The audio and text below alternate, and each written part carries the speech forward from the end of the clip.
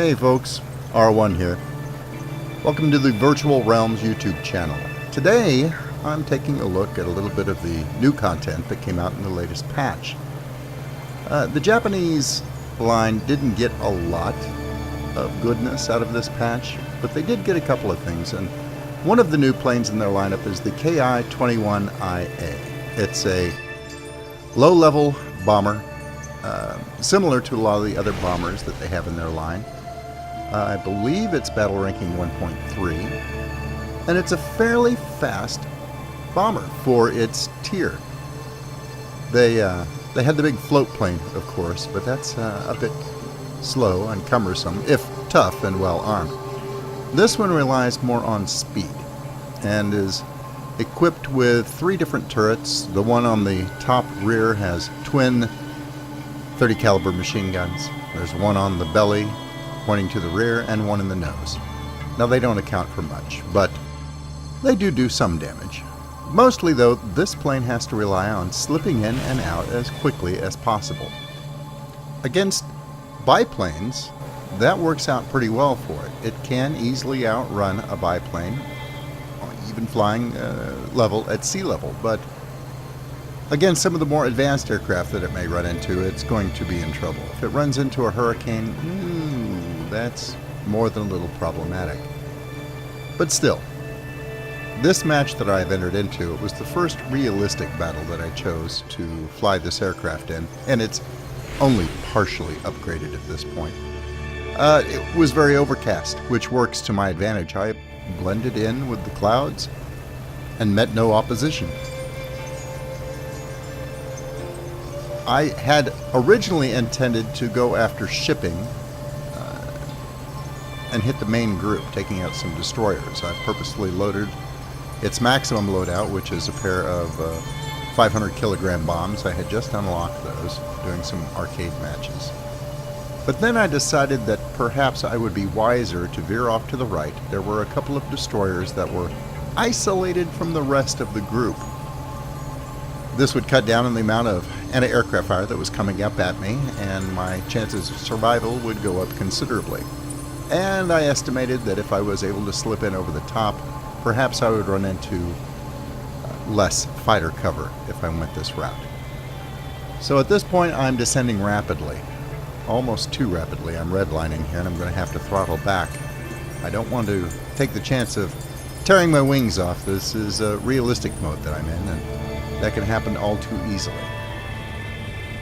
As I cut in below the cloud cover, I see I've come out exactly where I wanted to be, closing rapidly on the 2 destroyers below.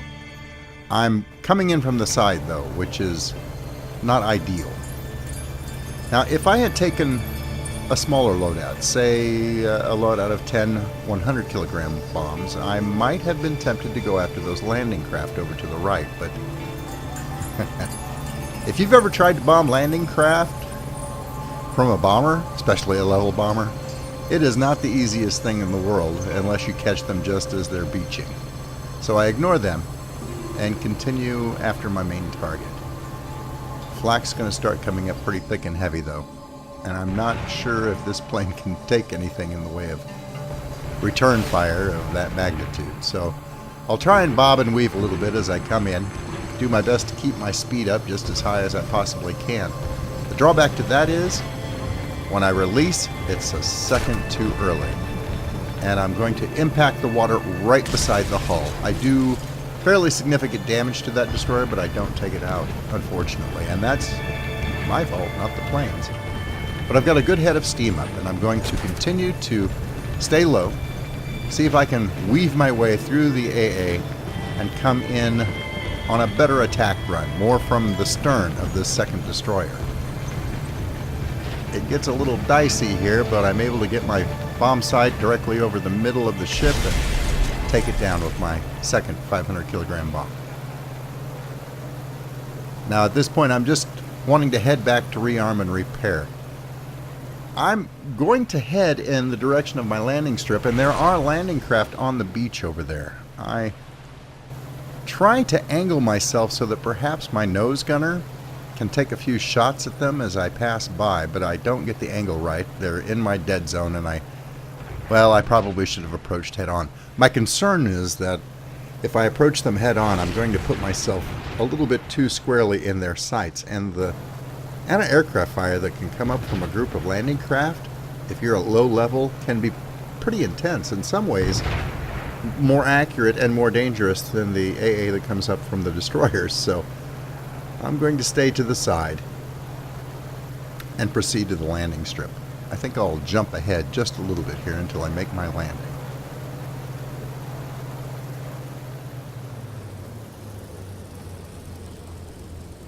I'm going to have to give this plane major points for the way it handles. It sets down on this runway like a dream and comes to a stop fairly quickly for a big bomber. Well, I guess it's not a big plane as far as bombers go, but big enough. I had no issues setting it down, however, and while I was doing so, I noticed that there were several others of the same type in the air working over those landing craft on the beach. There's another group of landing craft coming in, and they were doing their best to work them over as well. I'm just going to stay here long enough to get rearmed and repaired and then get back to it. My intention is to go after any landing craft that I catch on the beach in an attempt to win the ticket war by taking out ground targets. Failing that, I'll go after another couple of destroyers. Now, as I head back out, I'm going to keep a keen eye out for any enemy tanks that have disembarked, because they will take the landing strip away from us if allowed to proceed unimpeded. But I don't see any. The other bombers in the area have done a good job of catching them while they're disembarking and trying to head inland from the beach. I'm going to eye that destroyer out there briefly, but I'm not sure just how big an impact these landing craft have on the final ticket count, so I'm going to go ahead and try and take them out instead. I picked off one on the way over, and we're going to see about picking off the second one on our way back. The lightning strip's just right there, so I figure I might as well make a quick run.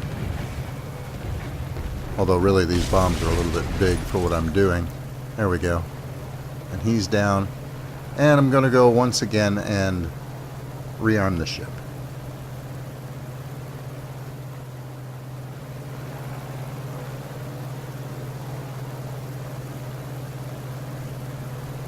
There's a lot of folks on today trying out this bomber as well. I see KI-21s all over the place. And we're having a pretty serious effect on this match. So I'm going to lift gear and head back out looking for some trouble. We are winning the ground war, it seems, and our fighters are doing a pretty good job of keeping the enemy fighters off of us, which is extremely helpful. There's an A5M4 over there, and I look at the mini-map. There appears to be an enemy tank or two approaching the other airstrip, so I'm going to set my course in that direction. I realize that it's probably a bit more dangerous over there. I haven't seen any fighters to speak of on this side of the map, so they're probably all over that landing strip. But that's okay. I wanted to put this plane through its paces, so we're going to head right into the thick of trouble, or the most likely area for trouble to be found on this map. You know, I really have to give the Japanese aircraft industry at this time some credit. Their twin engine designs are beautiful to look at. Very graceful designs. I know they weren't the most effective bombers in the war, not by a long shot. But they were fast, and for a bomber they were pretty agile. And frankly, they're just a graceful looking aircraft, if nothing else. And I always enjoy flying them, even if it gets me killed more often than not. Still, we're building up a good head of steam, even flying at sea level, flat and level, heading toward that other landing strip. Yeah, it looks like two tanks over there. Now, the ground forces on our side that are deployed around that landing strip will attack those tanks, and they may very well be able to take care of them all on their own. That's only a fraction of the tanks that would have normally disembarked with sufficient force to take the landing strip. So this may be a futile trip, but I don't care. It's the most viable threat that I've seen, and if I get over there and the tanks are already dead. I'm sure I'll find another target of opportunity nearby. I could always go for that group of landing craft ahead to the right, or I could veer off and go for the destroyers that are skirting close to the shoreline. Either way, I'm sure I'll find something to keep me occupied, and that's an awful lot of specks over that combat zone. I'm not seeing them behind me. There were a lot of AI aircraft over our landing strip earlier, and this may be the same group. At least I hope they're all, or mostly, AI-controlled aircraft. Those could be player aircraft for all I know. And there I see my first player in a Nimrod low to the ground. One of our fighters is over there too, and it looks like perhaps they're dogfighting, although that other aircraft, the Nimrod, flown by Maspa, I suppose is how it's pronounced, appears to be awfully low. You know, I think he's landed. He may be trying to capture the airstrip that way, which is not going to work. I think it has to be captured with ground forces. Anyway, we'll find out soon enough. Yeah, he's on the ground. He's on the runway. All right, well, let me take care of these tanks first. Well, I only see one now, so let's go for this one. He's right in front of us and gets taken out by presumably the ground forces. All right, we'll try and hit this little Nimrod on the ground then instead. He's holding still for me. Good. No, there he goes. He's moving. Crud. I've already released, and it blows up right behind him. I do some damage, but he was quick enough to get out of the way. Well, that's all right. I am quick enough to peel this big bomber around and come right back after him. All right. There he is. Ooh, he's even turning to get in line with me. That's helpful. We'll just put this bomb right in front of him. There we go. That got him. Surprise. And we're just about done. I'm out of bombs, though, so I need to put it down.